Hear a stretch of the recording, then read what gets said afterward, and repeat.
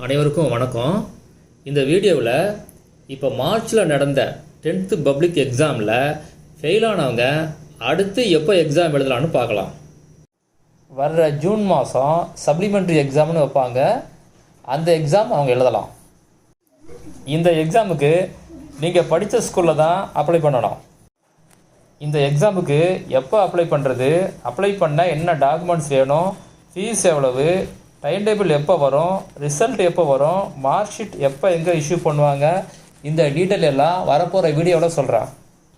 இந்த சேனலை ஃபஸ்ட் டைமாக பார்க்குறதா இருந்தால் இந்த சேனலை சப்ஸ்கிரைப் பண்ணி பக்கத்தில் உள்ள பெல் ஐக்கானை கிளிக் பண்ணுங்கள். அப்போ தான் நான் போடுற வீடியோட நோட்டிஃபிகேஷன் உங்கள் ஃபோனுக்கு வரும்.